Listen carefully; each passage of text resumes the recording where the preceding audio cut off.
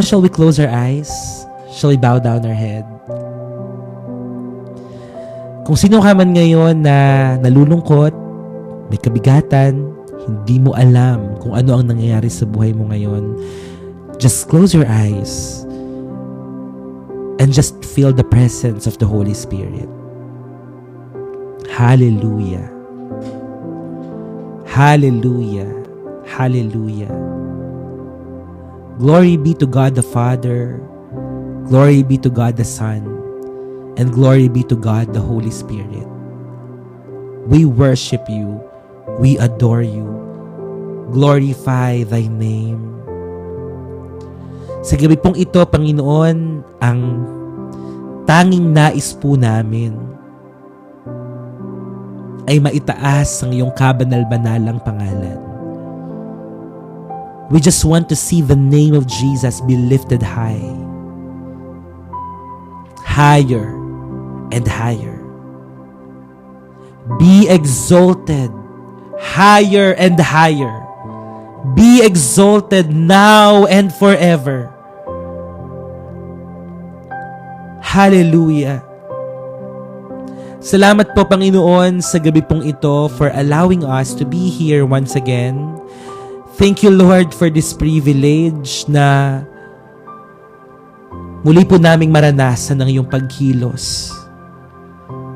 Panginoon, nakikita mo po ang mga pagod na puso. Nakikita mo po ang mga nalulungkot na puso sa oras po na ito. Bigyan mo po sila ng kagaanan, Panginoon. Bigyan mo ng kaaliwan ang mga pusong nalulumbay. Kung sila man po ang mga taong punong-puno ng mga problema, punong-puno ng mga pagsubok, alam po namin na kayo naman ang Diyos na sumasagot ng panalangin. Na kayo po ang Diyos na kayang gumawa ng himala sa aming mga buhay. Ito po ang aming tinatayuan at pinananampalatayaan. Yes, sobrang magulo na po ng mundo. Sobrang maingay na po ng mga boses, ng mga tinig, Panginoon, na amin pong naririnig. Ngunit sa gabi pong ito, we just want to hear that gentle whisper, Lord. Nais po naming mapakinggan ng iyong tinig sa kabila ng kaguluhan, sa kabila ng ingay, Panginoon, ng sanlibutan ito. Nais po namin, Lord, na magpahinga sa iyong presensya. Maaaring ginagawa po namin ng lahat para may mapatunayan kami. But there is nothing to prove, Lord. There's nothing to prove. Wala po kaming dapat patunayan dahil pinatunayan mo na sa krus ng Kalbaryo. Kaya Lord, sa gabi pong ito, ang tanging nais po namin, magpakahayag ka sa iyong mga salita. Dalangin po namin, Panginoon, ang patuloy mong pagsama, ang patuloy mo pong pagkilos, Panginoon. Punasan mo po ang luha na tumutulo sa oras po na ito.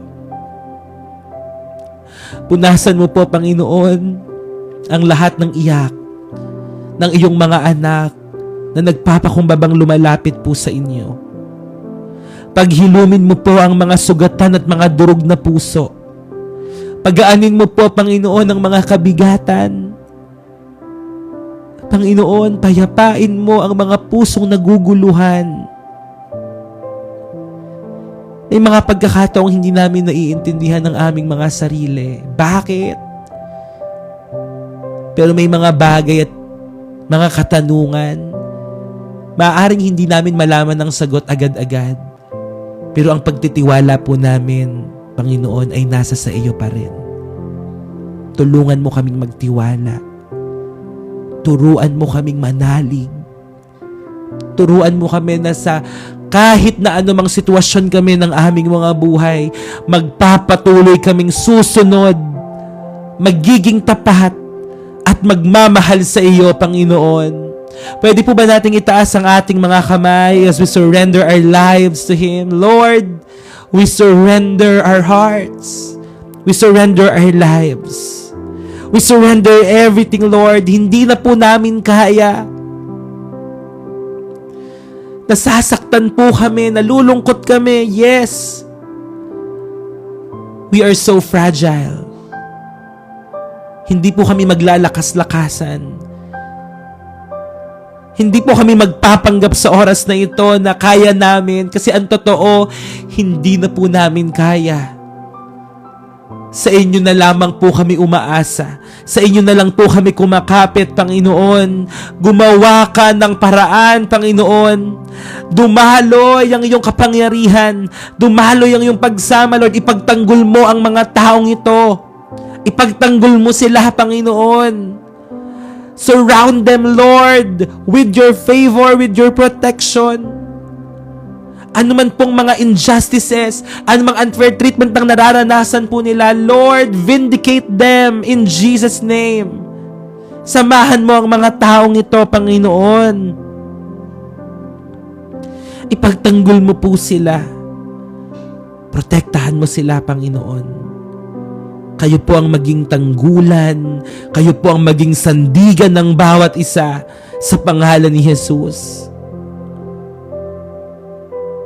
Glorify your name, Lord, sa buhay ng mga taong ito. Maraming salamat. Thank you, Lord, for this privilege. Maraming salamat sa gabing ito.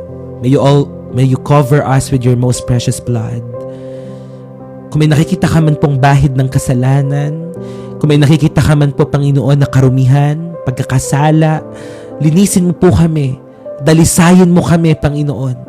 Ayaw po namin na maging hadlang ang mga kasalanang ito upang ikaw ay tuluyang makakilos, upang ikaw ay tuluyang makapangusap sa bawat isa. Lord, we want tonight, Lord, maging maliwanag ang iyong kapahayagan. Lord, reveal yourself to us in Jesus' name. In Jesus' name. Hallelujah. Hallelujah. Hallelujah.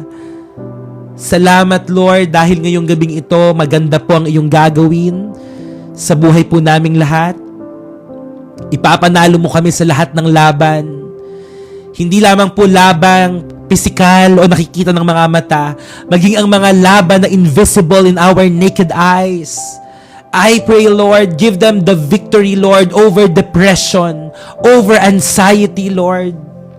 Mga maling kaisipan, kawalan ng pag-asa, kawalan ng pananampalataya, sa pangalan ni Jesus, ipanalo mo ang mga taong ito. Ipanalo mo sila sa laban ng sakit at karamdaman sa pangalan ni Jesus. Lord, heal these people from all kinds of sicknesses and diseases. In Jesus' name. In Jesus' name.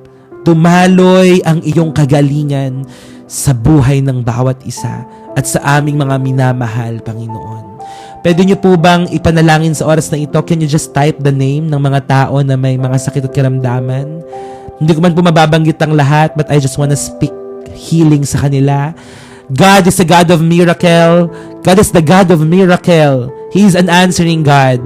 I pray lahat ng mga tao may sakit at karamdaman na ito ay yung hipoy at pagalingin. Edsel Escarpe, Hannah Pinggol Morillo, Rona Marnie, Dotong Michelle, in Jesus' name. Sa mama ni Lynn, kay Nanay Renny, in Jesus' name. Kay Lina Aclao, kay Rafi, Amen Rossi, Liam Gabriel, Aaron Balara, Imelda Cabantac, in Jesus' name. Sa lahat ng mga mahal sa buhay, kay Rachel Soriano, Totong D, in Jesus' name. Josephine Erispe, Mia Remulia, in Jesus' name. Asteria Stella, Chivas, Antonio Huerto, Lord, in Jesus' name. Kay Lori, Gracial Eliego, hallelujah.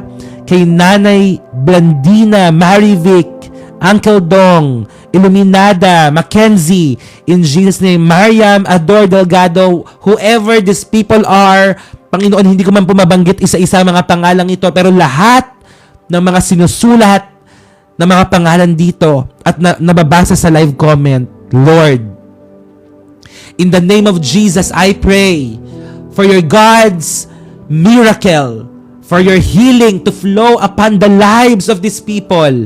In Jesus' name, I pray from the crown of their head to the sole of their feet, in Jesus' name, dumaloy ang kagalingan, dumaloy ang himala sa pangalan ni Jesus. Ano mang uri ng sakit at karamdaman, Panginoon, na meron po sila, ano mang sakit at karamdaman, Lord God, all the sickness and diseases, Lord God, are just names, and all names shall bow in the name of Jesus. So I pray, you spirit of sickness, you spirit of disease, you spirit of anxiety and depression, bow down in the name of Jesus. I command you, tanggalin mo ang lahat ng kapit at hawak mo sa mga taong ito. Panginoon, padaluyin mo ang kagalingan sa pangalan ng aming Panginoong Yesus. And even right now, you are doing something and you are ministering to these people. Lord, prove to us, ikaw ang Diyos ng himala. Ikaw ang Diyos na gumagawa ng himala, Panginoon, na tumutugon ng aming mga panalangin. Sa pangalan ng aming Panginoong Yesus, Lord, bind all the works and plans of the enemy upon them and let loose your power, your presence, your healing, and your miracle upon these people in Jesus' name. Lord, lahat ng mga pangalang binanggit, lahat ng mga pangalang isinulat sa live comment na ito, you know them by name. You know them by name. And I speak life. I speak healing to these people. Kahit magkakalayo po kami, Panginoon, ang alam namin, meron kaming Diyos na nasa lahat ng dako. Diyos na sumasagot ng panalangin. To you who are watching right now, if you have sickness or disease, just claim your complete healing. And I declare that by the stripes of Jesus, you are healed. These people na nasa live comment, you are healed by the stripes of Jesus. And I declare Exodus 25 to 23, Exodus chapter 25 verse 23, if you worship the Lord your God, He will bless your food and water, and He will take away sicknesses from among you, and there will be no barren in the land. I declare that as you worship the Lord tonight, ngayon nandito ka at nanonood ngayon, lahat ng mga taong ito na pinanalangin natin ay makakaranas ng kagalingan. Hindi mo alam kung paano, hindi ma-explain ng science, hindi ma-explain ng kahit na sino mang doktor, because God is our great physician, and this is our faith. This is our faith. Ang Diyos na gumawa ng langit at lupa, ang Diyos na lumikha sa mga tao, siya ang nakakaalam ng manual ng buhay natin. Siya ang nakakakilala sa iyo at siya ang may kakayanang magpagaling sa iyo. I pray for that miracle, creative and recreative miracle that comes from God, flow upon you right now. I declare your body to be healed. Be healed. Be healed in the name of Jesus. Amen. Kung paano niya pinagaling ang babaeng sa loob ng 12 taon ay tinatagasan ng dugo. Kung paano niya pinagaling ang lalaking paralitiko. Kung paano niya binuhay si Lazaro. Siya ang Diyos ng himala. Kaya niyang gumawa ng himala sa buhay mo. In Jesus' name. Just claim that healing. Just claim that. Just claim that. Believe and have faith. You are healed. You are healed. Nararamdaman mo parang may kakaibang dumadaloy sa katawan mo ngayon. Hindi mo alam, parang binuhusan ka ng malamig na tubig. Just that is the Spirit of God. That's the Holy Spirit, and He is with you. He is with you. Now, I want you to claim that promise from God. I want you to claim that. Sabihin mo, Lord, in Jesus' name, I believe, I receive my healing, my miracle, my favor, my financial breakthrough. I claim it by faith. I receive it in Jesus' name. Amen and amen. Maraming salamat, Panginoon. Sa iyo ang lahat ng papuri, pagsamba at pasasalamat, Lord. Salamat sa pag-aaral namin ng mga salita. Alam ko na mangungusap ka. Sa lahat ng mga first-timers, magpadala ka ng maraming mga tao sa live stream na ito. In Jesus' name, mga first-timers na makakakilala sa iyo, mababago ang buhay, maglilingkod sa iyo, at makakasama namin sa community na ito. Panginoon, salamat. Patuloy mong i-multiply, i-grow ang gawaing ito. This TikTok platform is all for you. We are doing this all for the love of God and all for the glory of your name. We thank you and we glorify you. In Jesus' name we pray. Lahat po ay magsabi ng Amen. Amen and amen. Palakpakan po natin ang ating pong Panginoon.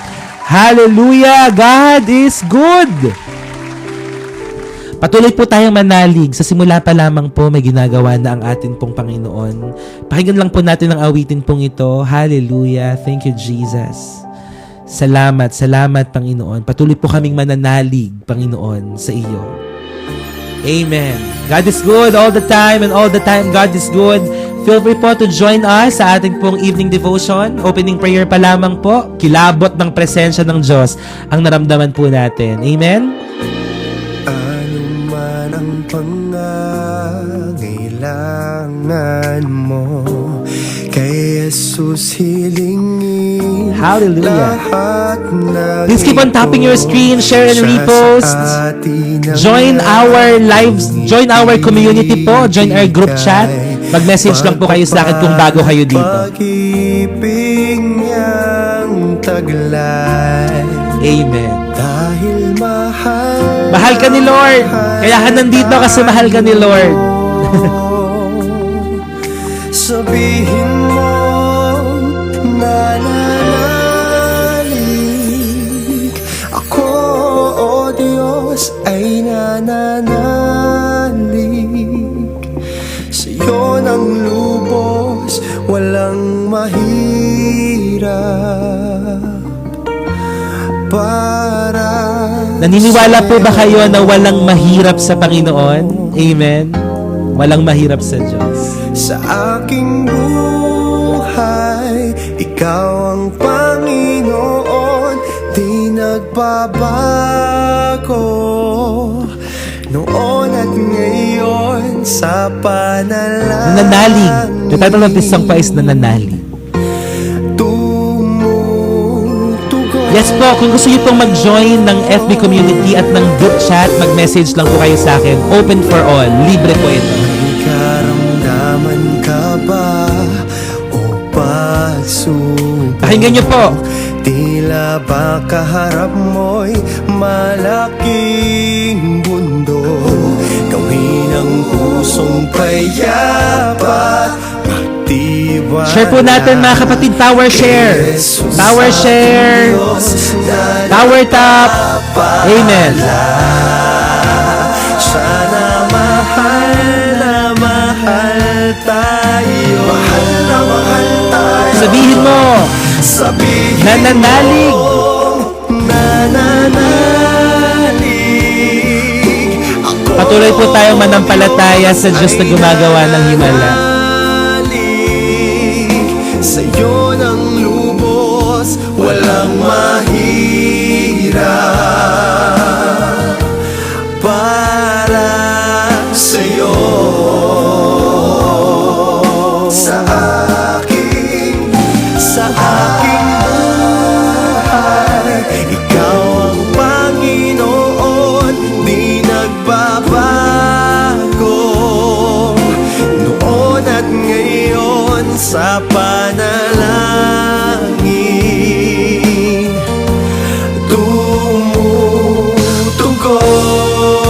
tumutugon. This is our declaration.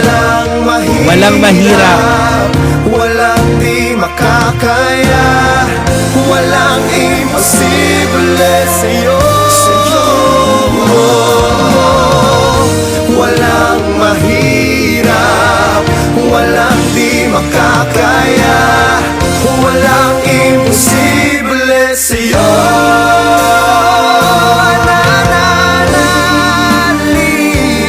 Amen. Ako, o Diyos, ay nananalig. Wala pa po, merciful. Hindi ko pa na-upload po. Sa'yo ng lubos, walang mahirap. Nananalig po ang title. Nananalig. Sa'yo,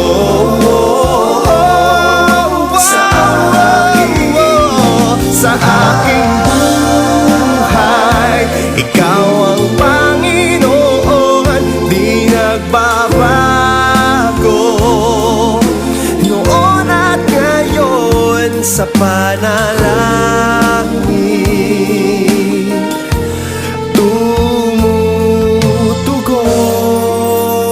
tumutugon. Sa aking buhay, ikaw ang Panginoon, di nagbabago. Noon at ngayon, sa panalangin, tumutugon.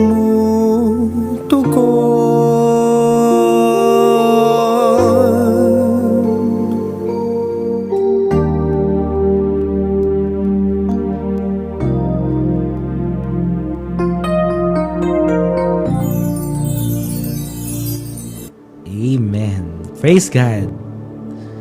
Hallelujah. God is so good. Amen. Sino dito, ngayon pa lamang po ay ramdam nyo na ang presence ng Lord at you are very excited to hear His word tonight. Simula pa lang parang grounding session na yung luha, sabi ni Rochelle. Sa panalangin ay tumutugon. Amen. Wow. Praise God po. Pastor, naiyak ako sa kanya. Wow. Yes. Amen. Praise God po.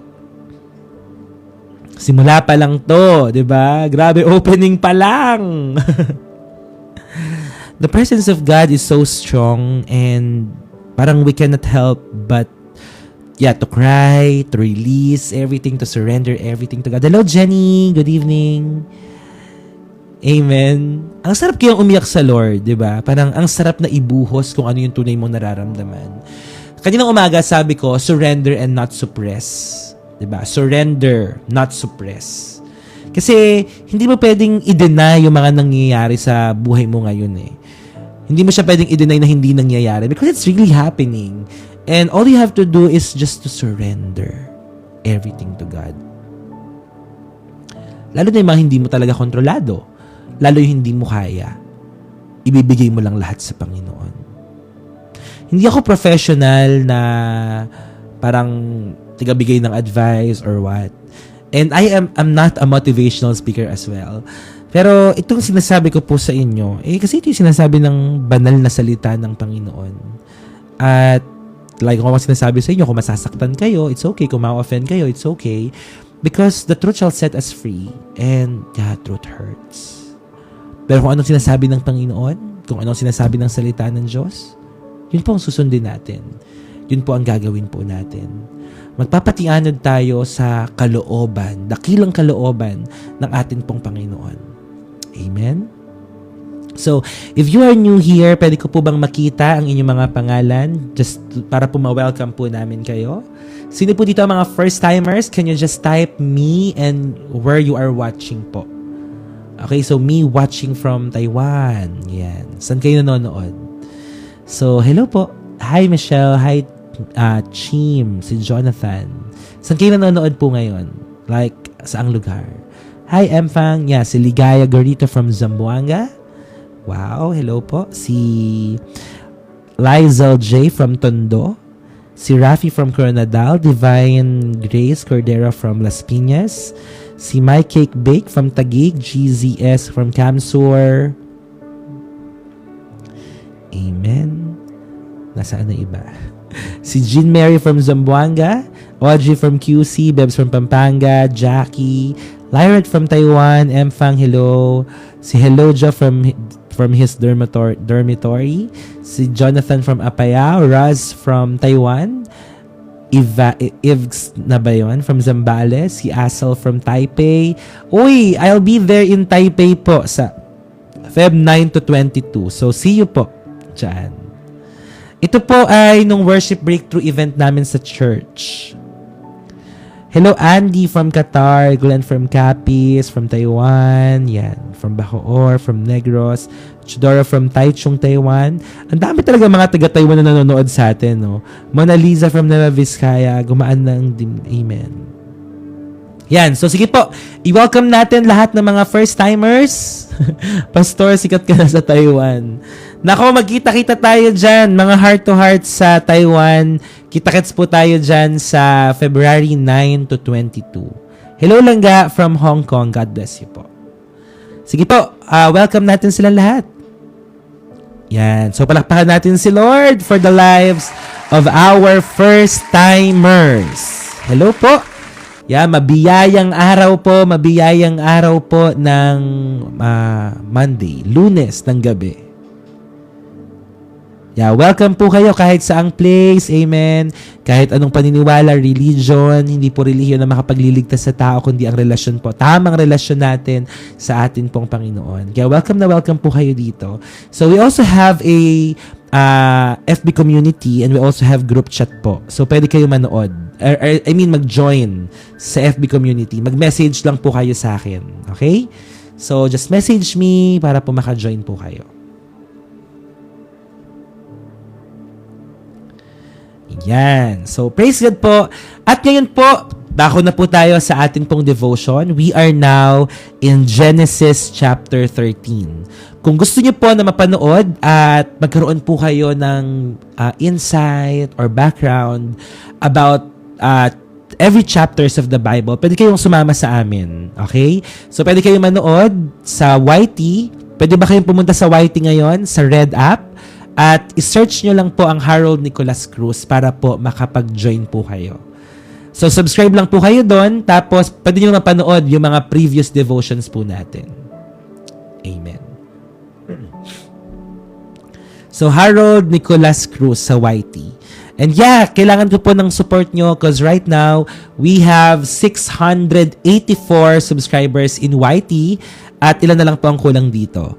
316 na lang. Kaya kung meron kayong mga kaibigan, itong 423 na nanonood po ngayon, isang account lang na mag-subscribe, makakaabot na po tayo ngayong gabi ng 1,000 subscribers. Lahat naman siguro tayo dito ay may YT or Red app. Pwede tayong mag-subscribe sa atin pong YT channel para po mabalikan natin lahat ng mga previous devotions natin. So, may utang ako sa inyo na dalawa. So, yung Genesis 11 at 12. Tapos ngayon 13. So, tatlo yung i-upload ko siguro mamaya or bukas. Okay? So, yun po. Sana po ay supportahan nyo po ako sa dito po sa ginagawa po nating ito. Hello, Micaela. Good evening. Yan. Sino po dito ang excited ng makinig ng salita ng Diyos ngayong gabing ito? Amen. Salamat sa mga nag-subscribe at tumaas siya ng 3. 687 na siya. Yan. Thank you. Salamat sa lahat ng mga nandito at ng mga nag-subscribe agad. Thank you so much po. Yan. Harold Nicolas Cruz. Same naman sa YT po yan. At kung may mga pamilya kayo dyan, kunin nyo yung cellphone nila, magpaalam kayo, syempre. Tapos sabihin nyo, may gagawin lang kayo. Tapos isubscribe nyo po itong account.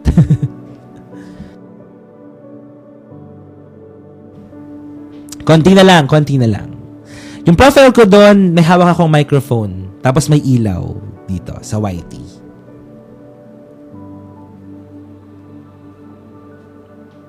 Ayan. Salamat. Thank you po sa lahat ng mga nag-subscribe agad-agad. Sana itong 420 plus na ito ay nakasubscribe sa atin pong YT channel so that we can watch, replay yung mga mga previous devotions po natin.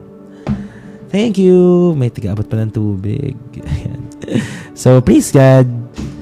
Okay, so ngayon po, dako na po tayo sa ating pong devotion. Ngayon po ay nasa Genesis chapter 13 na po tayo. Praise God. Genesis chapter 13. So, the title of our devotion for tonight, thank you po, Jean Mary, is entitled,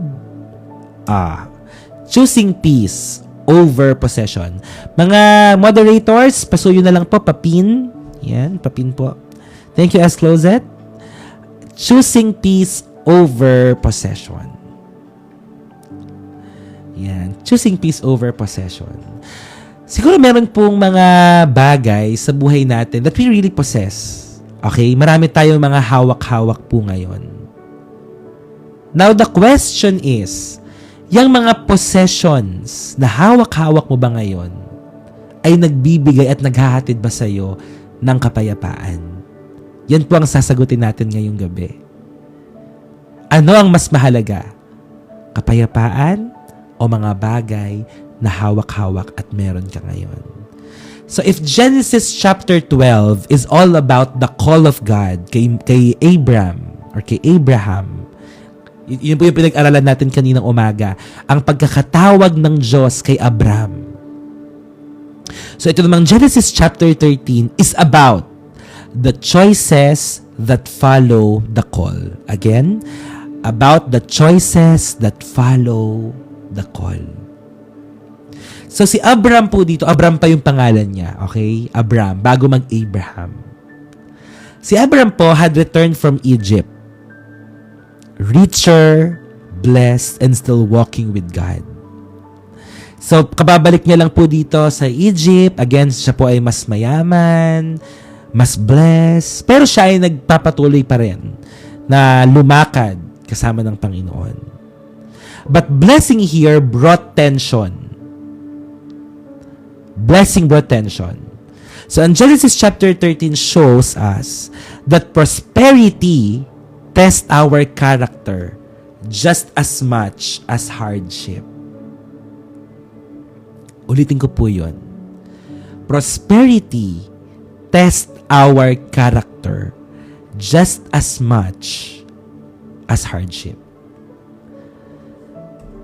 So, meron tayong mga challenges in life, at yung mga challenges po na yan, or mga testings in life, ay maaring dahil po sa mga kabigatan ng buhay. Pero dito, maliwanag na sinabi that even prosperity, okay, can also test our character. Susubukin ang atin pong mga character sa pamamagitan po ng pagbibigay sa atin ng prosperity. O sabihin na natin if you are, sabi ko nga sa inyo, di ba, na may mga pagkakataon po na ang pagpapala ay nagagamit ng kaaway para tayo ay bulagin. May mga pagkakataong ibibigay sa iyo, pero kapag binigay na sa iyo, susubukin ng character mo. And this chapter po ay, again, magtatanong po sa atin, kapag may mga conflict na nag-a-arise, kapag meron ng mga sigalot na nangyayari, ano ang pipiliin mo? Peace or possession? Maraming pamilya po ang nag-aaway-away dahil sa mga ari-arian, pag-aagawan ng lupa, ng mga properties. Diba kahit ang mga pamilya ay nagpapatayan, maraming mga pamilya ang nagkakaaway-away, nasisira, dahil sa mga bagay po na ito. Diba? Sad reality. Nakakalungkot man po, pero ito talaga ang nangyayari sa panahon po natin ngayon.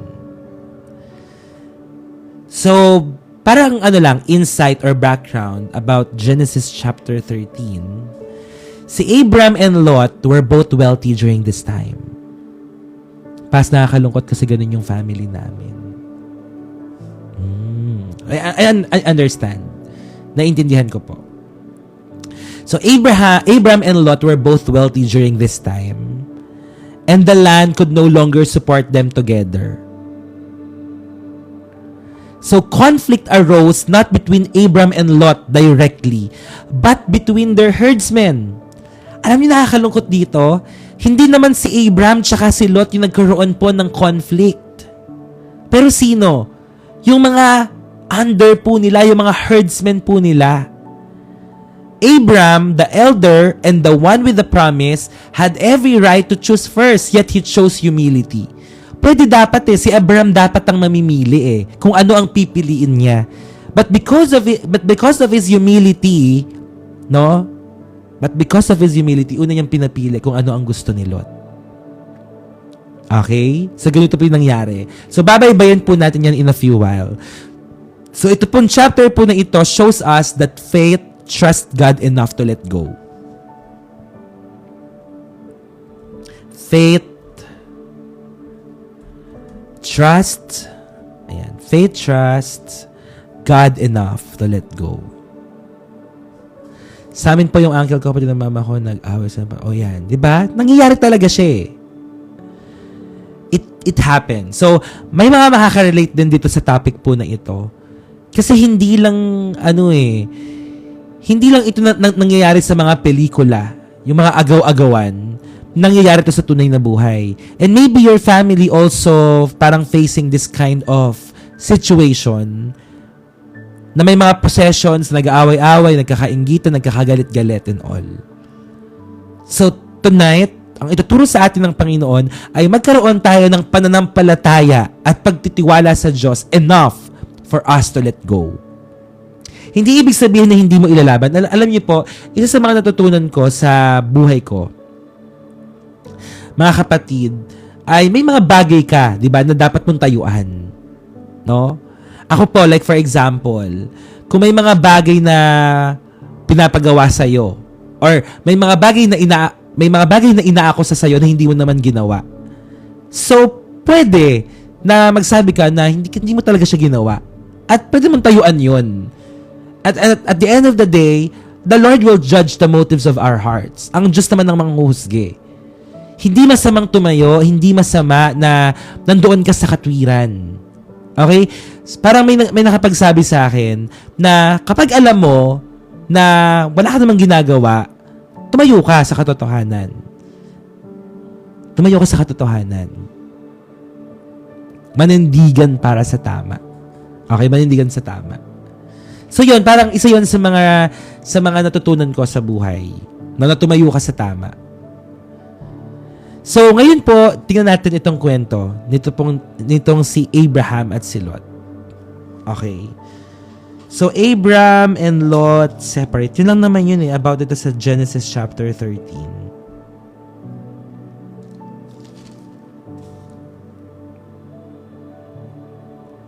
Yan. Okay, so aralin po natin. So, point number 1. Okay, point number 1. Blessing, naku, bantayan natin yung mga sarili natin. Bantayan natin. Alam nyo, dapat talaga matuto tayong tumanaw kung saan tayo nagsimula. Kaya ka binibless ng Panginoon, kaya tayo pinagpapalan ng Diyos, is not just for our own, parang for our own. So, ang gusto ng Panginoon talaga, of course, mayroon kang wisdom dapat. Meron kang wisdom. I pray na ngayong araw po na ito habang pinag-aaralan natin to kasi medyo, sensitive yung topic. Kasi, sabi ko nga sa inyo, nararanasan to ng maraming mga tao. So, I pray na bigyan tayo ng pangunawa ng Diyos. Kahit ako po ay bigyan ng wisdom ng Lord as I share this topic sa atin pong lahat. So, these are all parang actual again, na nangyayari sa atin. So, I pray po na, yes, habang nakikinig po tayo, matuto tayo, mag-self-reflect po tayo, matuto at may apply sa ating mga buhay. So, point number 1, blessing can create tension if character does not grow. Ayan.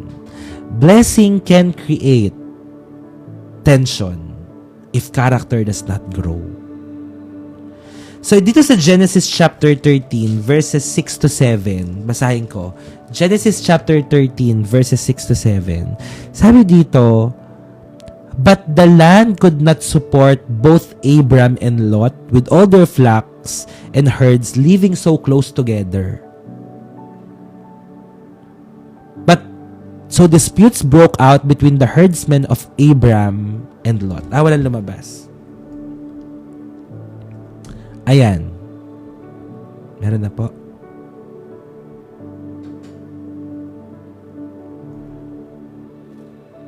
Blessings can create tension.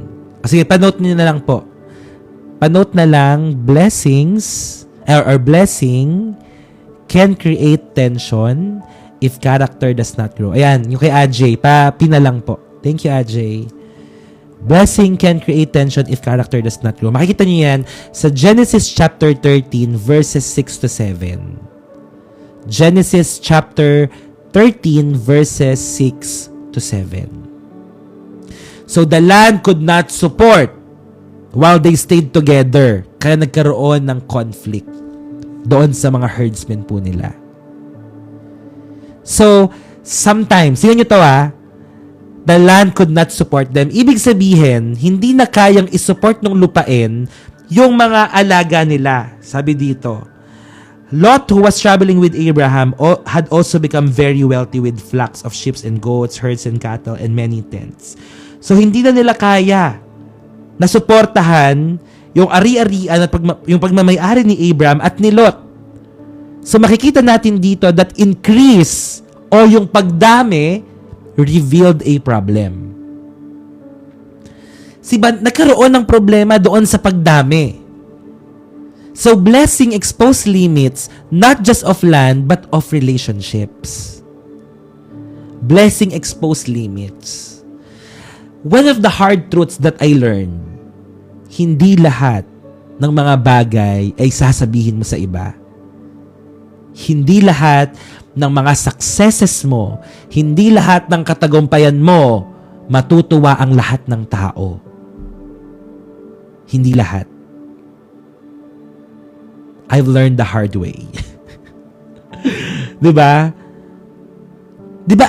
Like for example, ikaw, very genuine ka magkwento. Diba? Wala ka namang iniisip na masamang wala ka iniisip na iba eh. You're just very genuine. Wow, praise God po, ganito nangyari, ganito, blah, blah, blah, blah, ang dami mong Pero mag-ingat ka sa lahat ng mga pinagkukwentuhan mo. Alam mo kung bakit? Ngayon, natutunan ko lang, yung mga tao na dati sobrang dikit sa'yo, siyempre alam nila yung buhay mo, di ba? Kapag nagkaroon ng tension, sila rin ang number one na magiging kontrabido ng buhay mo. Sila rin yung magpapabagsak sa'yo kasi alam nila lahat sa'yo eh. Tama? Ako din, in my silent era, pareho tayo, Jay. Yes, totoo yun. Tama, hindi lahat ng nakikinig at hindi lahat ng nangangamusta may concern sa'yo. Yung iba gusto lang ng chismis.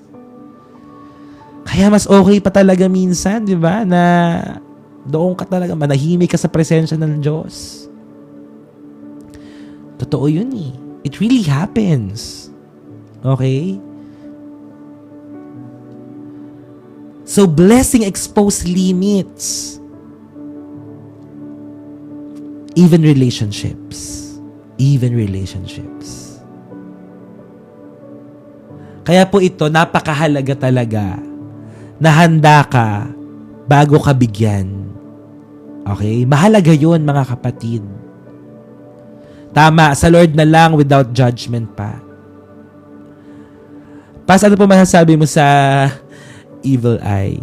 Parang kung titingnan natin sa sa perspective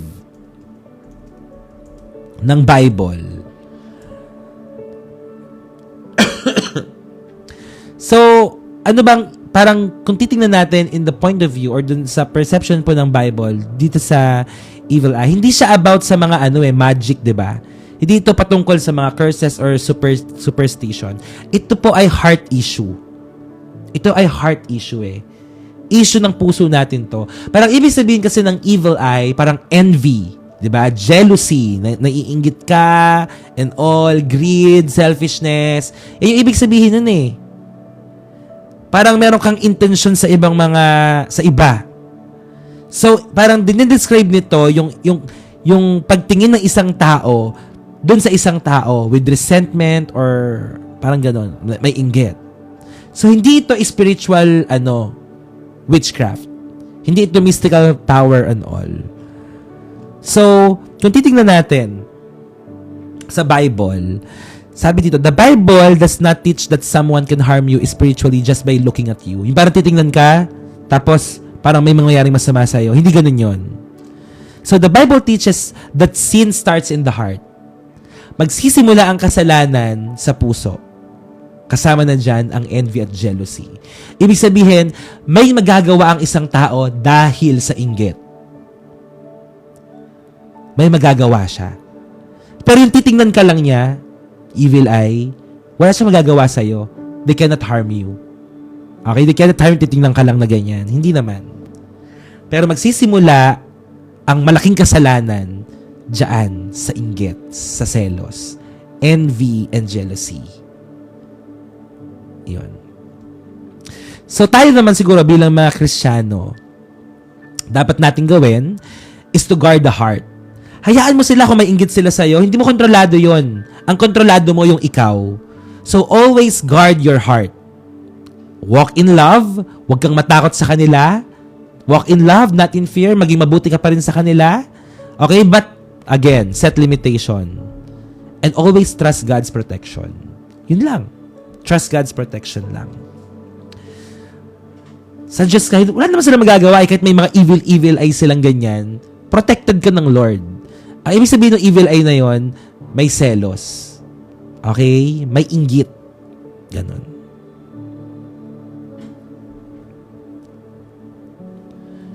Kaya ipagpapasa Diyos na lang natin sila. Amen? Ayan. Ipagpapasa Diyos na lang natin. Ayon. So, going back. Sana naintindihan natin. Ayan. So, kailangan talaga, bago tayo tumanggap sa Panginoon, we are matured enough to handle it. No? Diba nakwento ko sa inyo na kapag nanalo ka sa isang loto na hindi mo naman pinaghirapan yung pera, mabilis din nauubos. Pansin nyo, yung mga perang galing sa masasama, mabilis maubos. Diba? So, ang blessing ng Lord, God's blessing require maturity to steward them well. So, magpaka-mature muna tayo sa Lord. Maybe, kaya wala ka pang financial breakthrough, it's because God is preparing you. Baka idihanda ka pa ng Diyos ngayon. Para kapag nag-mature ka na, alam mo na kung paano mag-handle ng wealth. Mapagkakatiwalaan ka na ni Lord. Amen? Baka ganon. So, magpaka-mature muna tayo sa Lord. Darating din yun. Amen? Darating din po yun. So, ngayon, tandaan nyo lang siguro or isipin lang natin na God is just preparing me for my big break. Diba? Separate session tayo sa finances. Pwede, no? Pwede. Separate session. The blessing of the Lord, tama, Marjo. The blessing of the Lord adds no trouble. Tama.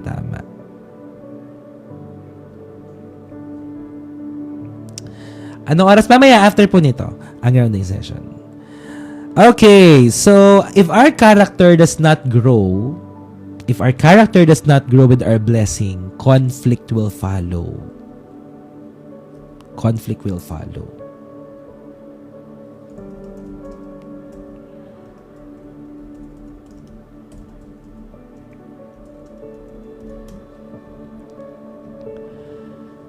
Yan, napakabuti ni Lord. Amen.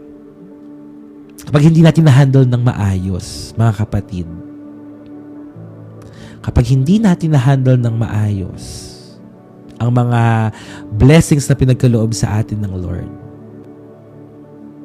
maaari po makapagsimula po ito ng mga conflicts sa atin.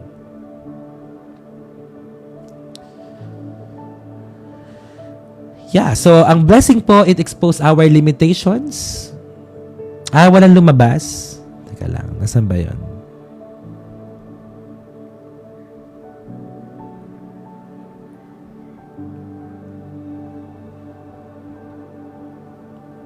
Yung if our character, no? Walang lumabas. If our character does not grow with our blessing, conflict will follow. Wala pa rin? Ang bilis ni Ajay, Keyboard warrior siguro to. Hi, Ajay. Ayan. Yan.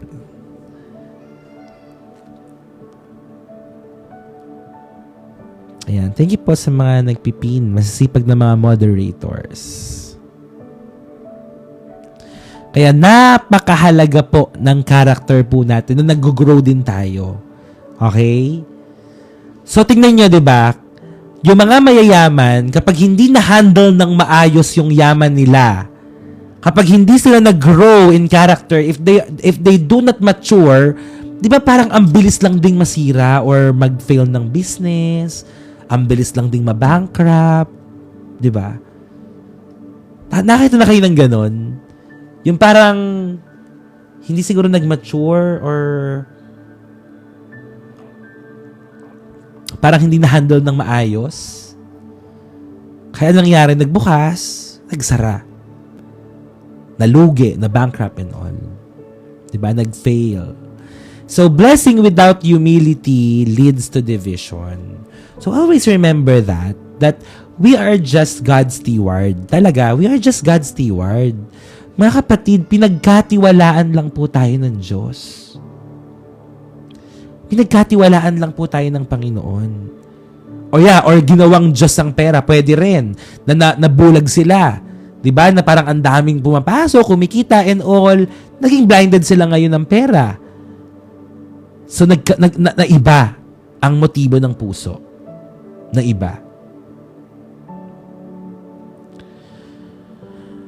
Pastor, paano po kung yung kilala mo, mas na-stress nung nasa Panginoon po siya? Tanong lang po. Paano na-stress siya lalo nasa Panginoon siya? Baka may ano lang siguro. May mga dapat lang na ayusin. Kasi ako, naniniwala ako ang Diyos ng kapayapaan. Ba't ka mai-stress kung nasa Panginoon ka? So, yun lang. Parang, siguro, may mga dapat lang ayusin sa buhay niya. Kasi walang stress pag nasa Panginoon ka. Siya nga ang magtatanggal ng stress sa atin. Pwede rin. Siguro nag-work na si Lord sa buhay niya and yung flesh is uncomfortable. So, pwede rin. Ayun po. Pero tayo na nagsuko ng buhay sa Panginoon at nasa Panginoon na tayo ngayon, well, may mga problema pa rin. Di ba? Like ko naman sinasabi sa inyo, may mga problema pa rin. Hindi na matatapos yan eh. Pero may kapayapaan. May kapayapaan. Para mas okay na po ang place nyo, Pastor. Lumipat na po ba kayo ng place pati ang church nyo? Uy, kailan ka umattend dito, Happy? Matagal na ako. Maraming distraction lang talaga ang kaaway. Minsan, lumalaban kasi ang flesh. Amen. The spirit is willing, but the flesh is weak. Tama. So, yung number 1 blessing can create tension if character does not grow. Okay? So, kailangan ma-handle natin maturely. Kailangan po mag-grow ang ating pong mga character para po kapag tayo po ay pinagpala din ng Panginoon, we know how to handle. So, let us aim to be faithful steward of God. Tayo po ay mga managers lang. Wala sa atin dito ang owner. Okay? Sa lahat na may mga negosyo, you are not the sole owner of that business. You are not the sole owner. Si Lord ang owner ng lahat ng mga bagay na meron tayo. And we are all managers. Tiga-manage lang po tayo. So, be a faithful steward of God's blessings. Be a faithful steward of all those na pinagkatiwala niya sa iyo. Who can be trusted with little can be trusted with much.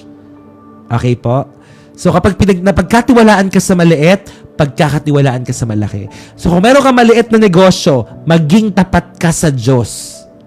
At kapag ikaw ay natagpuan ng Diyos na tapat sa Kanya, mas palalakihin niya, mas palalawakin niya, anuman ang pinagkatiwala niya sa iyo. Amen?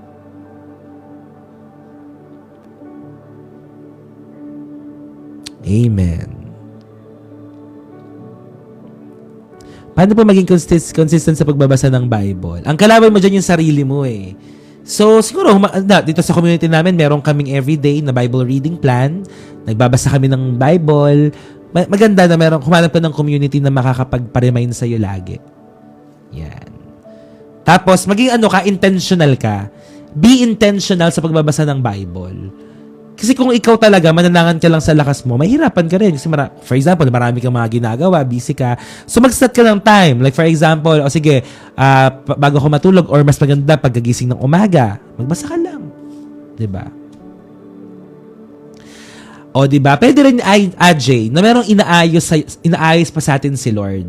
Maybe we are not ready to handle yung mga bagay na ibibigay niya. Pero ngayon, nasa season tayo ng preparation, nasa season tayo ng waiting, nasa season tayo ng training. Tinitrain tayo ng ating pong Panginoon. Dapat. Meron kang schedule. The more na tinatamad ka, the more na gawin mo. Persistence is the key. Consistency is the key. Amen. So that's point number 1. Okay, so we need to grow our character. Number 2, Point number 2.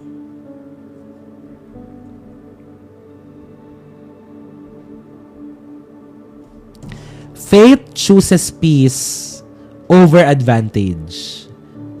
Again, faith chooses peace over advantage. Thank you, Bea. God bless you. May mga nagsisend. Kung sino man kayo nagsisend, God bless you po. Faith chooses peace over advantage. Kapag may pananampalataya ka sa Diyos, mas pinipili mo ang kapayapaan over kung ano ang parang makukuha mo. Faith chooses faith chooses peace over advantage. Yung kwento ni Tete Lestay, 'di ba? Na bibigyan ka ng 20 or 50 million. Tatanggapin mo ba? Siyempre, advantage mo 'yon. May 50 million ka. Pero ang kaibahan, ang kapalit, bibigyan ka ng 50 million pero bukas di ka na magigising. Anong pipiliin mo? Anong pipiliin mo? 'Di ba? Nasa video niya 'yon. Magkakaroon ka ng 50 million pero bukas di ka na magigising. So let us always choose a peaceful life with Jesus. Kasi pwede ka magkaroon ng lahat ng mga bagay sa mundong to pero wala kang kapayapaan. Tama? Pwede ka magkaroon ng mga bagay na gusto mo pero hindi ka at peace. Pwede yun eh. Pero anong sabi dito ni Abraham sa Genesis 13, 8-9? Sabi niya dito, finally, Abraham said to Lot, sabi ni Abraham kay Lot, let's not allow this conflict to come between us or our herdsmen. After all, we are close relatives. Napaka-humble ni Abraham. Sabi niya dito, huwag tayo magkaroon ng conflict about dito sa pag-aagawan ng lupa. We are close relatives. The whole countryside is open to you. Pick your choice of any section of the land you want and we will separate. If you want the land to the left, then I'll take the land on the right. If you prefer the land on the right, then I'll go to the left.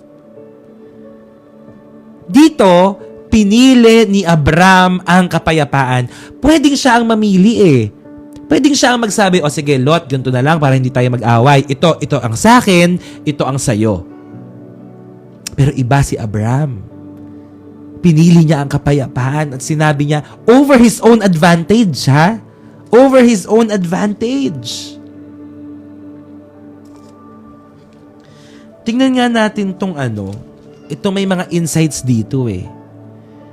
8-9. Facing a potential conflict with his nephew Lot, Abraham took the initiative in setting the dispute. He gave Lot first choice. So nagbigay siya ng first choice. Even though Abraham being older, mas matanda si Abraham, and he had the right to choose first. Abraham also showed a willingness to risk being cheated. Pwede po siyang pwede siyang maloko. So Abraham's example shows us how to respond to difficult family situations. Number 1, paano? Take the initiative in resolving conflicts. Bali nakita natin dito, sa ginawa ni Abraham, siya ang nag-take ng initiative. Pangalawa, let others have first choice. Yeah, tama, Bibi Cheng. Let others have first choice. So imagine mo, siya na yung nag-take ng initiative at hinayaan niya pa na ang mamili ay yung kabila. Ito ginagawa ko to. Pakinggan niyo ako. Ewan ko kung ako lang ang gumagawa. Every time na may hahatiin ako, di ba? Kunwari ako ang maghahati. Pag ako ang naghati, ang papipiliin ko, yung kahati ko. For example, chicken. Di ba? Chicken. So, hatiin ko yon, siya ang mamimili kung anong gusto niya. Kasi minsan tayo, ikaw na yung naghati, syempre alam mo yung pabor sa'yo. Tapos, ganun, parang, alam mo yung pabor sa'yo eh. Ang ibibigay mo sa kanya, yung mas maliit. So ngayon ako, bilang ako lang. So that is my parang, to be fair, pag ako ang naghati, siya mamimili. Pag siya ang naghati, ako mamimili. Ganon. Parang to be fair. To be fair lang. Oo eh. Oo, siya ang mamimili. Ganun lang, practice ko lang yun sa sarili ko. Hello Jane, God bless you. Join ka lang dito, nood-nood ka lang. So yun, let others have first choice even if that means not getting what we want. Kasi 'di ba, totoo yun eh. Kapag sila ang pinapili mo, hindi mo mapipili yung gusto mo kasi may possibility na yung gusto mo mapipili niya. Tama? So let others have first choice even if that means not getting what we want. At ito yung number 3 na lesson dito kay Abraham. Put family peace above personal desires. Tama, Miss Jen. Very good. Very nice po yan. Let's not take advantage when we have the opportunity. Tama. So, 3 bagay ulit yun. Una, take the initiative in resolving conflicts. Pangalawa, let others have first choice. At pangatlo, put family peace between personal desires. Sana ako, panalangin ko. Sa amin kasi, sa pamilya namin, ako ay praise God. Dahil ako ay pinalaki kami ng inang at tatang namin na all goods. May mga problema, di ba? May mga problema din na pinagdadaanan sa bawat pamilya. May mga misunderstandings. Pero nangingibabaw pa rin ang pagmamahalan. At salamat sa Lord kasi sa amin wala naman masyado yung mga agawan-agawan ng lupa. Nasa isang compound kami. So wala masyado yung mga issue about dyan sa lupa and all. Wala namang ganun. Tulong-tulungan. At nagpapasalamat ako kasi syempre yung mga lolo't lola ko, ganun yung the way pinalaki yung mga magulang ko, tapos mga magulang, mga tito-tita ko, ganun din. Kaya sa amin mga magpipinsan, close din kami. Close lang din. Ayun. Sa amin po. Di ba I pray po na magkaroon po ng kaayusan sa bawat pamilya nating lahat. So yung 3, take the initiative in resolving conflicts. Take the initiative. Ito ginawa ni Abraham. Nag-take siya ng initiative. Let others have first choice. Tapos, put family peace. Put family peace above personal desires. Yun. Natita siya sa ko. Tignan niyo yung Bible na ginagamit ko. Ito siya. So, ay yung mga chapters. Yan. Yung mga binabasa. Tapos, ito yung parang kung may mga parang mga supporting verses. Nandyan siya sa gilid. Tapos, ito yung mga insights. So, makikita mo na dyan yung ibig sabihin. Okay, mga studies na to about doon sa binasa mong verse. So for example, yung Genesis 8. Genesis 13 verse 8. Makikita mo na siya dito, Genesis 13:8. So malalaman mo na yung ibig sabihin nun. Parang ganoon. So ang galing, 'di ba? Hiningi ko lang to sa kapatid ko eh. Amen. God bless you, Pacaris family. God bless po Ate Angelica. Yun yung pinag-pray natin na nakaraan, no? Ayun.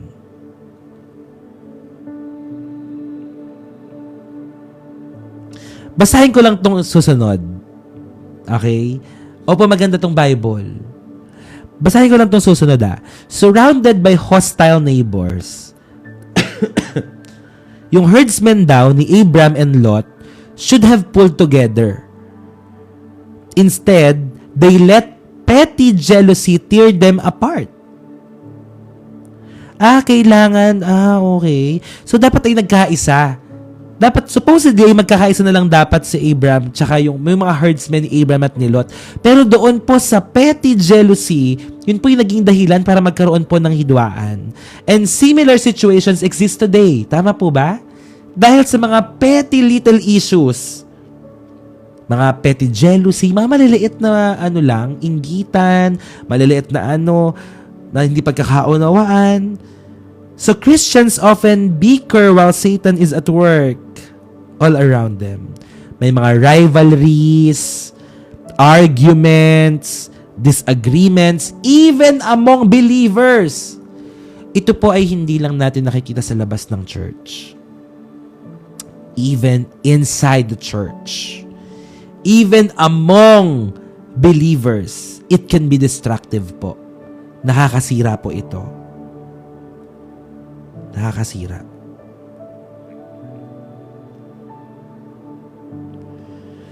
So, ito yung nangyari, no? Nawalang pa ako nakapag-open. Okay, JR, God bless you. So, yun. Going back. So, faith chose over advantage. So, Abram chose peace. He gave Lot the first choice, surrendering his rights and trusting God to provide. Nung time na yon na pinapili ni Abram si Lot, sige, ikaw na unang mamili, nagtiwala na siya sa Diyos.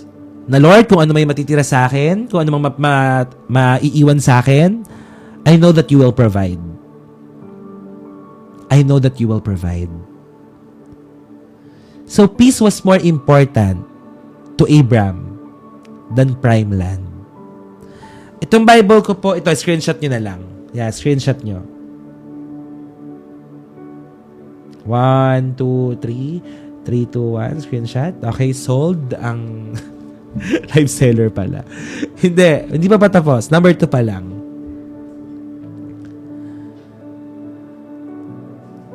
Ayan. So, peace was more important to Abram than prime land. Mga kapatid, piliin natin ang kapayapaan. Piliin natin ang kapayapaan. Maliliit lang po eh. Pero siya, compact talaga. I mean, nandito lahat. Ganun. Opo, nasa 3.5 nga lang siya. No. Hindi ko lang po sure kung may Tagalog version eh.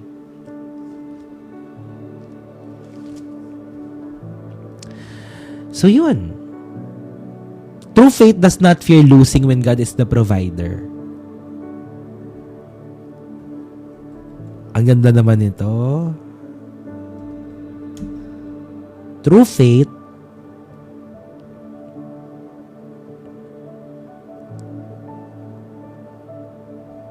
does not fear losing when God is the provider.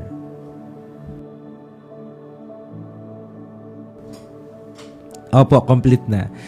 May tanong dito si Shimshi, sabi niya, Pas, bigyan mo nga po ng insight, why need lumipat ang iba ng church if may conflict sa dating church? Ako po, kung ako ang tatanungin nyo, mas maganda po na mas-settle muna. Hanggat kayang ayusin, isettle muna. Kasi kapag ikaw ay lumipat ng may issue, then, lang din there's no perfect church. Believe me. Lahat ng church merong issues. Okay? So, mas maganda na isettle mo muna yun nandun. Diba? Isettle mo muna and all. But it all depends upon the management of the church. Kasi may ilan, we never know. Hindi natin alam. May mga management na parang ayaw nang paatanin yung mga tao doon. So, paano aatan ngayon yung mga tao? Kaya wala silang choice kundi lumipat. Something like that. But, if given a chance na makapag-usap, isettle muna. Mas magandang mag-settle muna kung kailangang umalis. Kasi, hindi lahat ng separation is away-away or galit-galit. May mga separation na kailangan. Hindi dahil gusto mo, pero kailangang maghiwalay. At yung paghihiwalay na yon, hindi ibig sabihin distraction or kapahamakan or whatsoever. May mga time na kailangan mo umalis para mas mag-grow ka, para mas magamit ka ng Lord, or kung saan ka man niya dadalhin. So, yon. So, ngayon po, kung bakit sila kailangan umalis ng church, hindi natin alam. Pero kung doon sila mas lalago, kung aalis sila, then let them. Kung doon sila mas gagamitin ni Lord, kagaya ni Paul and anong pangalan nung Paul and Silas, 'di ba? Naghiwalay din sila. Pero pareho silang ginamit ng Lord. Okay. So yun, hindi lahat ng paghihiwalay ay hindi maganda ang patutunguhan. May mga paghihiwalay for the both of you or for the both party to grow. Ngayon. So yun, para sa akin.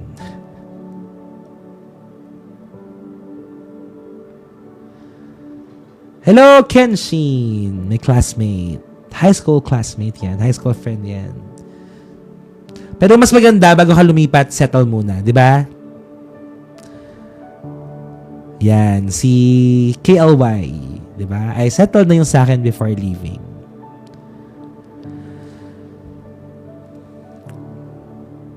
Tingnan nyo to. Ang ganda nito. When God is your source, you can afford to let go. After pa po, RYBNX. Yeah, after pa po ng ng devotion. Yung true faith does not fear losing when God is the provider.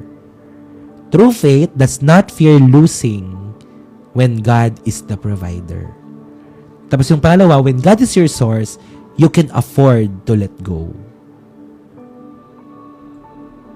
Kapag alam mo na dadaling ka ng Lord sa isang lugar, at kung yun talaga ang tawag ng Diyos sa buhay mo, makakayanan mo. You can afford to let go. Parang namamagayo isang mata ko dito, parang maliit, oh. Kasi ito yung kinagat kanina ng insekto, eh. Okay. You can afford to let go.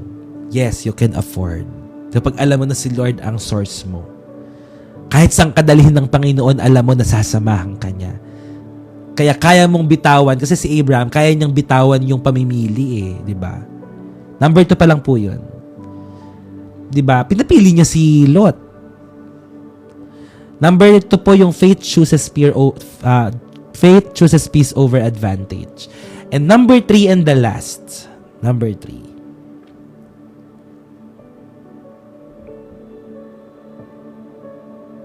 Tama, Micaela. Kapag hindi si Lord ang source, panandalian lang. Ano lang yan, saglit lang yan, para lang yung parang lilipas lang din yan, di ba? Parang pera na parang lumipad lang din, ganon. And number 3 and the last, God honors those who trust Him fully. God honors those who trust Him fully. O, tingnan nyo po sa Genesis 13, 14 to 17. Basahin natin. After Lot had gone, diba? Nung nakapili na po si Lot at umalis na siya, God honors those who trust Him fully. God honors those who trust Him fully. Ayun, pin po yung sinabi ni Ajay kung hindi lumabas sa akin. Yan. God honors those who trust Him fully. God yun na God. Ayan. So, after ni Lot na umalis, the Lord said to Abraham, doon nangusap ang Panginoon. God spoke. After Lot chose. So, sa Genesis chapter 13 verse 14 yan. 13 verse 14.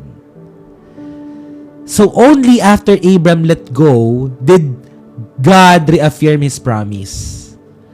So, di ba, nagawa ni Abraham yon, mas pinili niya ang kapayapaan. Kaya anong sinabi dito? Tingnan mo dahil sa pagsunod ni Abraham, grabe yung pananampalataya niya, eh. Grabe yung pagtitiwala niya sa Diyos. Diba? Nakita natin dun yung pagsunod niya tsaka yung pagtitiwala niya na, Lord, kahit na anong matira sa akin, okay lang. Lord, kahit na anong maiwan sa akin, okay lang. Tapos binigay niya yung first choice para mamimili doon kay Lot. So, anong sabi ni Lord dito? kay Abraham. But tingnan po natin. Look, as far as you can see in every direction, north and south, east and west, I am giving all this land as far as you can see to you and your descendants as a permanent possession. And I will give you so many descendants that, like the dust of the earth, they cannot be counted. Go and walk through the land in every direction, for I am giving it to you. Amen. God is so good. Dahil pinagpalit po ni Abraham yung possession na dapat siya ang unang mamimili, pinili niya ang kapayapaan. Tingnan niyo kung anong dinagdag ng Panginoon. Ang dinagdag ng Diyos, yung possession na iniwanan niya, binigay niya as permanent possession, ibinalik niya kay Abraham. Kung ang natanaw po ni Abraham at ni Lot ay isang lupain lang, okay, itong isang lupa lang na ito, at sinabi ni Abraham, sige, ikaw na mamili kung saan mo gusto manirahan, kung saan ka magstay. Okay, kung ano yung matitira, yun yung sa akin. Ganun yung ginawa ni Abraham eh. Pero right after na umalis na ni Lot, nangusap si Lord, at anong sinabi niya? Lahat ng nakikita mo from the north to the south. So, hindi lang itong lupang ito, kundi nasa likod mo, nasa gilid mo, lahat ng natatanaw mo at nakikita mo na yan. Ang sabi dito, lahat ng nakikita mo na yan, I am giving all this land as far as you can see to you and your descendants as a permanent possession. Wow. Diba? Nagtiwala siya sa Lord eh. Alam niya na si Lord ang provider eh. Alam niya na si Lord ang may gawa ng langit at lupa. Kaya yung pinagpalit niya doon sa maliit na lupa na yon, yung sige, pumili ka na, ikaw nang bahala. Kasi alam ko naman, nagtitiwala naman ako sa Lord eh, na siya magpo-provide ng lahat ng mga pangangailangan ko eh. Sa simpleng pagsunod niya, binigay sa kanya ng Panginoon ang lahat. And Abraham became the father of many nations. Amen. Amen. I claim it. Kiniklaim ko to. I-claim nyo rin sa buhay nyo. Amen. Let our faith arise. Overflowing blessings yung kapalit. Di lang overflowing blessings sa kanya, maging sa mga susunod na generation niya. Sabi niya, and I will give you so many descendants. Bibigyan kita ng maraming descendants. Like the dust of the earth. Mabibilang nyo ba yun? They cannot be counted. Go and walk through the land in every direction, for I am giving it to you. I need that, no? Gusto ko yung faith na yun ni Abraham eh. Hindi ako nakatingin doon sa mga ibibigay ni Lord eh. Pero doon sa kaisipan ni Abraham na iniisip niya, kahit na anong matira sa akin, okay lang. Kahit na anong piliin mo sa'yo yan, sige. Pero ako, kung anong matira, kung anong maiwan, okay lang. Hindi kawalan ang mga mawawala sa akin. Kasi kayang idagdag ng Diyos ng mas marami at mas higit ang mga bagay na nawala sa akin. Boom! Diba? Amen. Kano kaya nalugod si Lord dun sa ginawa ni Abraham na yon? Kano kaya siya nalugod sa ginawa niya na yon, di ba? Ang galing lang. Ang galing lang. Nakita natin na ang pinili ni Lot, sabi dito, sa verse 10 to 11. Lot took a long look at the fertile plains of the Jordan Valley in the direction of Zoar. The whole area was well watered everywhere, like the garden. So, parang, to cut the long story short, ang pinili ni Lot na lupa ay yung mas maganda. Mas pinili ni Lot yung mas makakapag-benefit siya. Lot's character is revealed by his choices. He took the best share of the land, even though it meant living near Sodom, a city known for its sin. Bukas ba natin pag-aaralan yun? Okay. Malapit na natin pag-aaralan yun sa Sodom and Gomorrah. So nakita dito ni Lot na mas maganda doon. Mas maganda doon. Pero ang kapalit pala nito, malapit yun sa city of Sodom, na kilalang kilala, na isang syudad ng kasalanan. So he was greedy, wanting the best for himself without thinking about his uncle Abram's need or what was fair. Nakita natin dito ang pagiging tao ni Lot. Pinili niya kung anong mas makakapag-benefit siya. Kung ikaw, 'di ba? Kung mapipiliin ka, anong pipiliin mo? 'Di ba yung mas maganda? 'Di ba yung mas makakapag-benefit ka? Kaso hindi nakita ni Lot dito na parang ang unfair. Parang hindi niya na inalala dito yung uncle niyang si Abram. Ang pinili niya na lang kung anong makakapag-benefit sa akin, kung anong mas magiging okay sa akin. So ganon ang ginawa ni Lot. Pasaway si Lot.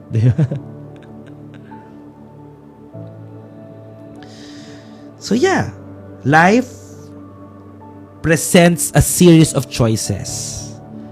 And we too, tayo rin naman, may mga times na nagiging Lot din tayo. Tama? May mga time na nagiging Lot din tayo. So life presents a series of choices. And we too can selfishly choose the best for ourselves. Sino bang hindi pipili ng best para sa sarili mo? While ignoring the needs and feelings of others. Aray ko. Hindi ko siya masusulat kasi nandito siya sa inote nyo na lang. Nandito siya sa Bible ko eh. So we too can selfishly choose the best for ourselves while ignoring the needs and feelings of others. But this kind of choice, as Lot's life show, can lead to problems. So when we stop choosing God's best for our lives, we may not realize we are heading in the worst possible direction. Again, when we stop choosing God's best for our lives, we may not realize we are heading in the worst possible direction. Ang nakita dito ni Lot, yung magandang lupain, fertile soil, watery and all, flourishing fields. Siguro yun yung nakita niya. Pero hindi lahat ng maganda sa paningin, kalooban na ng Diyos para sa atin. Ulitin ko yan, ang ganda na hindi lahat ng maganda sa paningin, kalooban na ng Diyos para sa atin. Kasi minsan baka nabubulag ka lang. Hindi naman yan yung gusto ng Lord para sa iyo eh. Pero dahil yan yung gusto mo, pinili mo, yan tuloy, nagkamali ka. Yan tuloy, napahama ka. Diba? Hindi na nag-consult si Lot dito kay Lord eh. Wala siyang consultation kay Lord eh. So, parang pinili niya lang kung ano maganda sa paningin niya. Tapos yun na yun. Tapos lahat pala ng yun, when we stop choosing God's best for our lives, we may not, sa paningin ni Lot, best yun. Pero hindi best sa paningin ng Lord. So when we stop choosing God's best for us, ayun na yun, pumapasok na, we are heading the worst possible direction. Kaya lahat ng gagawin mo, hindi lahat ng opportunity, godly opportunity. Hindi lahat ino-oohan, kahit maganda ang offer. Hindi lahat ino-oohan, pag-pray mo muna sa Lord. You really need to ask God, Lord, kalooban mo ba to? Kasi kung hindi mo kalooban, hindi ko po tatanggapin. Lord, tanggalin mo to sa akin. Lord, tanggalin mo tong tao na to sa akin. Kung hindi mo siya kalooban, mawala yung nararamdaman ko sa kanya. Amen. Kung hindi mo siya kalooban para sa akin. Kung hindi to para sa akin, Lord, tanggalin mo. Tanggalin mo itong nararamdaman ko, tanggalin mo itong desire ko, itong passion ko. If this is not for me, Lord, take it away. Amen. Take it away, Lord. Kap, I can relate. God is amazing. Amen. Totoo, di ba sinusugarcoat ni Satan eh, akala natin maganda. Sa panlabas, yun pala kapahamakan ng dulot. So ask God. Seek the will of God. Amen? Always, always. Mas maganda pa rin yung kalooban ng Panginoon. letting go created space for God to speak again. Again, ang ganda nun. Letting go created space for God to speak again.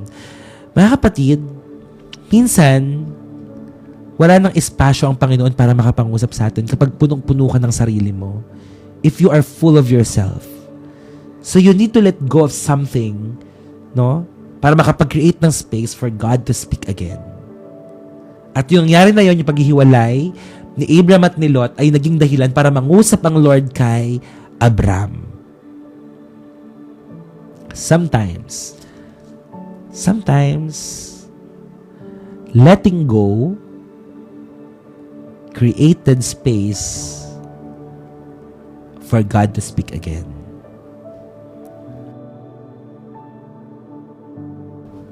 Letting go created space for God to speak again.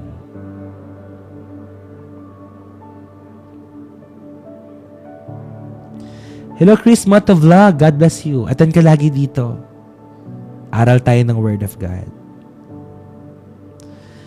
Nakita nyo na? Napin nyo na yon? Oo pray talaga eh. Yun talaga susi eh.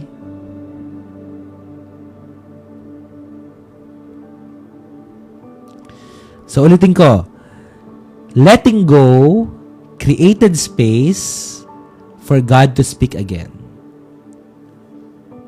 Letting go created space for God to speak again.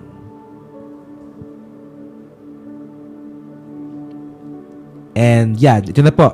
Sometimes, excited na si RYBNX sa grounding session. After po, right after, wag po kayo mag-alala, merong grounding session. Pero wait lang po natin. So right after pa ng devotion, ang grounding session. So sometimes, God waits for us to release something before He reveals something greater. Nakita nyo na? Sometimes, God waits for us to release something before He reveals something greater. Wala no? Hindi lumalabas. Bakit kaya? Relax lang. Vices, no? Ulitin ko yung isa. I-note nyo na lang. Mabilis na lang. Okay?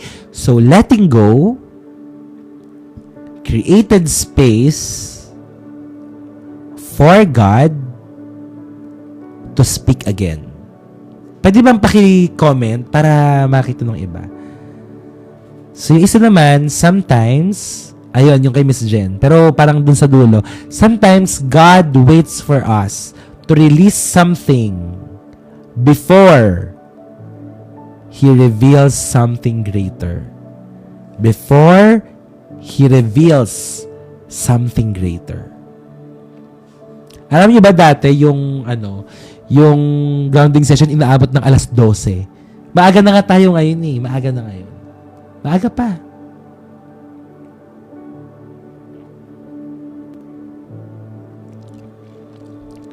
Yan. Amen. So, may mga time lang talaga na kailangan mo munang isuko sa Lord. 'Di ba? Ibigay mo lahat sa Kanya bago niya ipakita sa iyo yung mas dakila niyang purpose sa buhay mo. So, what you release in faith, God replaces with promise. And that is so true. That is so true. Hayaan mo lang na mag-release ka palagi ng pananampalataya. Just always pray to God. Siyempre, pray. Release everything in faith. At lahat yan, papalitan ng Diyos ng mga pangako niya. Papalitan ng Diyos ng pangako niya. Bakit kaya hindi hindi nag-reflect sa live comment yung ko?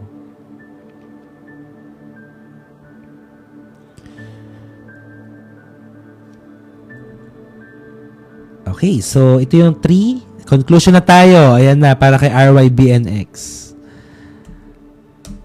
So, conclusion, ang Genesis chapter 13 po ay, ayan, natapos na yung background music natin.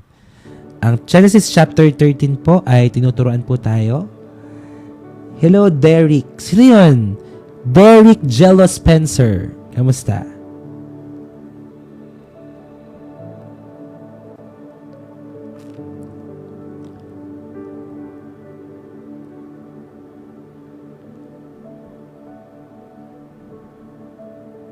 Si Marian pala to. Hello, Marian. God bless you. So, nakita niyo yung tatlo na sinan ko?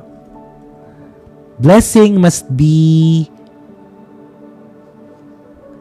wala. Sige, babanggitin ko na lang ulit. Kasi wala.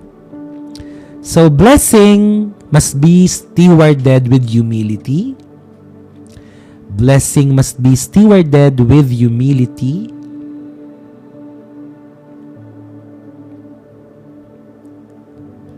Number 2, peace is a faith choice. Peace is a faith choice. Peace is a faith choice. Number 2. Yeah. And number 3, God rewards trust. God rewards trust with greater vision. Okay? God rewards trust with greater vision. So parang all in all, si Lot, pinili niya kung ano yung mukhang maganda sa paningin niya. But si Abram, nagtiwala siya sa pangako ng Panginoon. Nagtiwala siya sa pangako ng Diyos. At the end, kung makikita natin ang pagtatapos ng Genesis chapter 13, si Lot, nakapag-gain siya ng land. Okay? Nagkaroon siya ng land. Pero si Abraham, ang nakuha niya, God's assurance. Dahil mas pinili niya ang peace over possession. At yung pagpili na yon, parang si si King Solomon. Pinapili siya ng Panginoon, anong gusto mo? Wisdom or wealth? So kung ikaw, anong pipiliin mo? Wisdom or wealth? Parang iba, kung kulang ka, sabihin mo, gusto ko ng wealth, Lord. Gusto kong naging pinakamayamang tao sa buong mundo. Pero anong pinili ni King Solomon? Wisdom. Good choice. Siya ngayon ang pinakamatalinong tao at hindi lang yun ang binigay ng Lord. Both wisdom and wealth binigay ng Lord sa kanya. Kaya wala nang papantay. Siya ang pinakamayamang taong nabuhay sa buong mundo. Siya ang pinakamatalinong taong nabuhay sa buong mundo. He has the wisdom and the wealth. Dahil meron siyang wisdom how to handle wealth. Amen? Meron siyang assurance. Si Abraham, kilala niya ang Diyos na hindi siya pababayaan. So those, bilang pagtatapos po, ito na po yung last. So always choose peace over possession, ha? Those who choose peace walk into promise. That's our last. Final words. Those who choose peace walk into promise. Again, those who choose peace walk into promise. Purihin po ang ating pong Panginoon.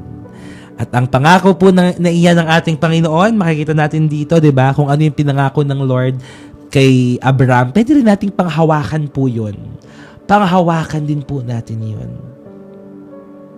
Amen. Pinagkalooban po si Abraham ng napakaraming mga lupain, lahat, 'di ba? Na natatanaw at nakikita niya. Maging po ang mga descendants niya ay dadami. So I pray for that anointing of multiplication, of increase and prosperity. Mag-manifest sa ating mga buhay without you being blinded, without you na malulunod ka sa mga pagpapala. Why? Because God is maturing you. Because God is developing you to become a good and faithful steward of God. Amen. Mahahandle mo ng maayos sapagkat imamature ka ng Lord. Imamature ka ng Lord. Purihin ng Panginoon. The next time, hindi ka nalulubog sa utang. Bakit? Kaya mo nang i-handle yung finances mo.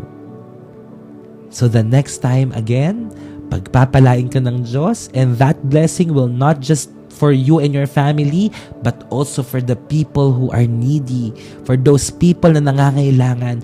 You will be blessed for you to become channel of God's blessing. In Jesus' name. Amen and amen. Tayo po lahat ay umuko at pumikit. Tayo po ay manalangin. Dakilang Diyos, lubos-lubos ang aming pasasalamat sa gabi pong ito. Salamat po sa mga katuruan na amin pong napakinggan, na nagbigay po ng linaw sa amin. Yes, we will choose peace over possession. Because at the end of the day, Lord, alam po namin na ang mga bagay po na isusuko namin sa iyo ay ibabalik mo rin naman po sa amin, Panginoon, ng higit siksik at nag-uumapaw. At ito po, Panginoon, you will add no trouble with it, Lord, sa lahat ng blessings na matatanggap po namin. So I pray for all these people, God, na mga nakasama ko mag-devotion ngayong gabi. Lord, kayo na po ang bahalang kumatagpo sa kanilang mga pangangailangan. Palagi mo kaming bigyan ng kapayapaan sa lahat ng mga desisyon na aming gagawin, Panginoon. Lord, you are our greatest assurance. Kilala ka namin. Kayo ang Diyos na may gawa ng langit at lupa. You are the source of everything. You are our provider, Lord. Kaya Panginoon, ipagpapasadyos namin ang lahat, ibibigay namin sa iyo ang lahat ng aming pagtitiwala. Kung may mga kaguluhan man po within the family, Lord, within the relatives, Lord, I pray, let there be restoration. Lord, kayo po ang mag-reconcile sa bawat isa. Pagpalain mo po sila, Panginoon. Kung may mga agawan man po sa lupa, awayan man po, Panginoon, sa mga properties, Lord, in the name of Jesus, let there be reconciliation, let there be restoration, let that peace, Lord, that comes from you, that passes all understanding, Lord God. Ikaw po ang mamagitan sa kanila. Dumaloy ang peace na ito, Lord, sa kanila, sa kanilang pag-uusap, Panginoon, in Jesus' name. Kung meron man po mga nilalaban sa korte, Panginoon, hallelujah, paboran mo ang mga taong ito. Paboran mo po sila, Lord, in Jesus' name. In Jesus' name.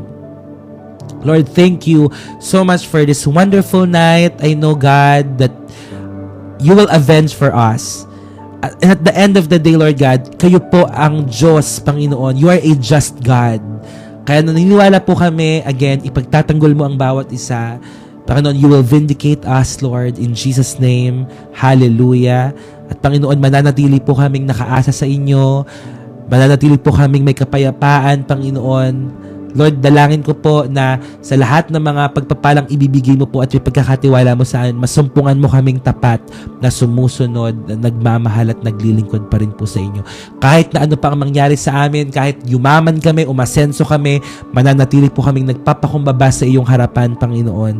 At lagi po namin ikukumpisal, you are the source of everything, and without you, we are nothing. Thank you, Lord. I-mature mo kami ang aming mga character.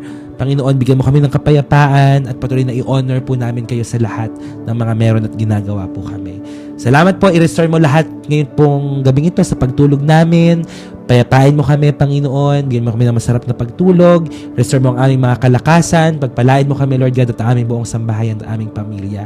We thank you and we glorify you, God, and we give you the highest glory, honor, and praise. In Jesus' name we pray. Lahat po ay magsabi ng Amen, Amen, and Amen. Praise God.